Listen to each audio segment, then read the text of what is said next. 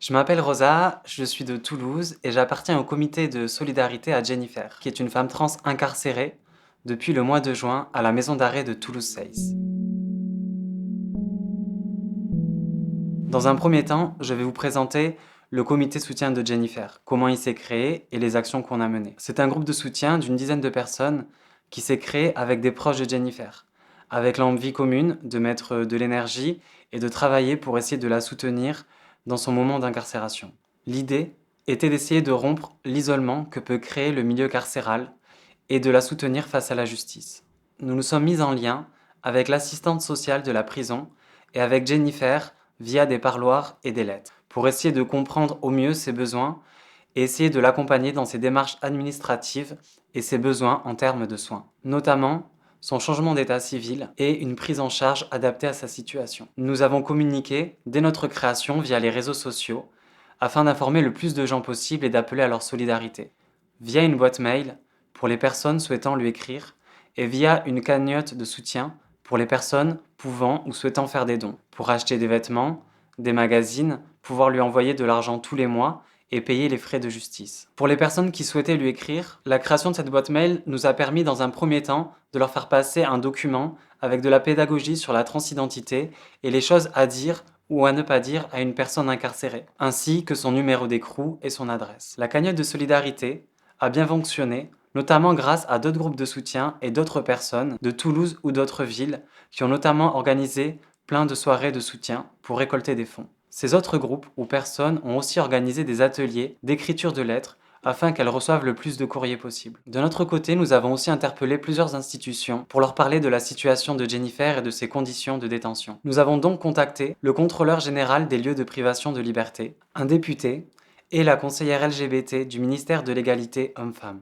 Ces personnes ont elles-mêmes contacté des responsables au ministère de la Justice. Dans un premier temps, elle a eu une visite du défenseur des droits. Ensuite, le contrôleur général des lieux de privation de liberté a envoyé des enquêteurs à la maison d'arrêt de Toulouse-Seyss suite à notre saisie.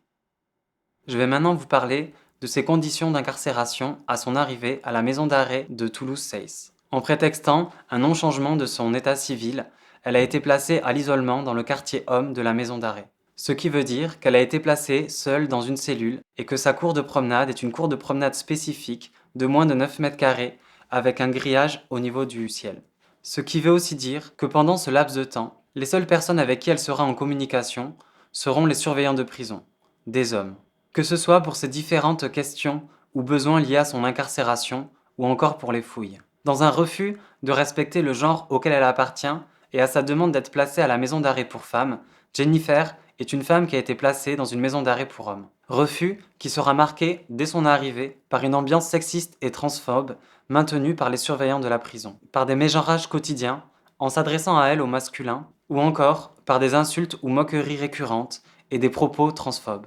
En plus de ça, est venue s'ajouter l'interdiction de porter des habits provenant du rayon femmes des magasins, ainsi que de pouvoir cantiner avec le catalogue femmes prévu pour la maison d'arrêt. D'ailleurs, dans un premier temps, l'accès au catalogue de cantine basique lui a été compliqué. Par exemple, elle n'a toujours pas reçu le lecteur DVD qu'elle avait pourtant commandé à l'automne. Toutes ces maltraitances, dues au fait que Jennifer est une femme trans, ont fortement pesé sur son moral et sa santé psychologique. En plus de cela, l'accès pour son entourage au parloir a été très difficile, notamment pour une personne qui a reçu son premier droit de parloir au bout de 7 mois. Et généralement, l'accès au droit de parloir a été encore plus compliqué pour les personnes trans qui souhaitaient aller la voir. Là où les personnes cis, ou presque la totalité des personnes cis, ont reçu des droits de parloir illimités, les personnes trans se sont vues accorder des droits de parloir limités à 3 ou 4 visites.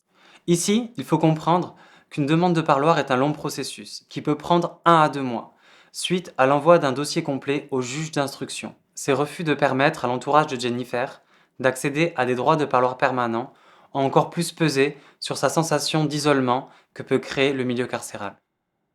Maintenant, je vais vous parler de la situation actuelle de Jennifer. Courant du mois d'avril, suite à son changement d'état civil, Jennifer a été déplacée à la maison d'arrêt pour femmes de Toulouse-Seyss. Toujours à l'isolement, elle peut cependant faire les promenades avec les autres détenus et participer aux activités de la prison. On pense aussi que c'est grâce à tous les suivis faits par notre comité, l'assistante sociale, ses avocates, la visite du défenseur des droits, ainsi que l'enquête lancée par le contrôleur général des lieux de privation de liberté dans le premier temps de son incarcération, qui ont conduit à son transfert aussi rapide. Nous n'avons pas pour l'heure, malgré nos recherches, pris connaissance de situations similaires en France, de femmes trans incarcérées dans le quartier des femmes. Fin avril, suite à un courrier de l'AFP, transphobe et insultant, nous avons appris que les surveillantes de prison de la maison d'arrêt de Toulouse-Seyss étaient en train, via des arguments transphobes à propos de Jennifer, de faire en sorte qu'elle soit transférée à la maison d'arrêt de Fleury-Mérogis, où s'y trouverait un quartier spécialisé pour les personnes transgenres. Leur argument révèle surtout qu'elles ont une méconnaissance et un manque de formation sur la question des transidentités et les textes de loi. En France, aux yeux de la loi, une femme trans avec un état civil féminin doit être incarcérée dans le quartier pour femmes, que cela plaise aux surveillantes ou non. En tant que comité de soutien et proche de Jennifer, nous avons été outrés par l'aisance qu'ont eu certains médias à relater des propos voyeuristes, humiliants et transphobes, qui portent atteinte à la dignité et à l'intimité des personnes. Certains sont même allés jusqu'à la mégenrer. Aussi, après quelques recherches, nous avons découvert que ce quartier soi-disant pour personnes trans de Fleury-Mérogis est en fait un quartier où toutes les femmes trans sont placées à l'isolement dans le quartier pour hommes.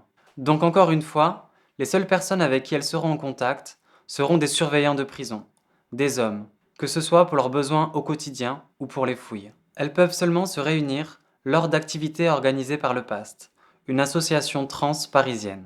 De plus, étant toulousaine, ce transfert éloignerait Jennifer de ses soutiens, amis, proches, associations et avocates. Nous nous opposons à son transfert, qui serait une dégradation de ses conditions d'incarcération. Nous avons appris, via Accept ST et le Génépi, que toutes les femmes trans incarcérées et en lien avec ces associations étaient incarcérées dans des prisons pour hommes, qu'elles aient fait leur changement d'état civil ou pas. Elles ont soit été mises à l'isolement, soit placées avec les hommes de la prison, avec lesquels elles vivent quotidiennement des violences et des agressions. Une seule d'entre elles se serait vue proposer un transfert en maison d'arrêt pour femmes, mais située trop loin de ses soutiens et de ses proches, elle a préféré refuser.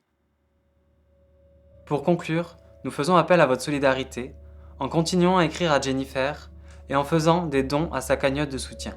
À long terme, il serait important de créer un réseau de solidarité avec les personnes trans incarcérées.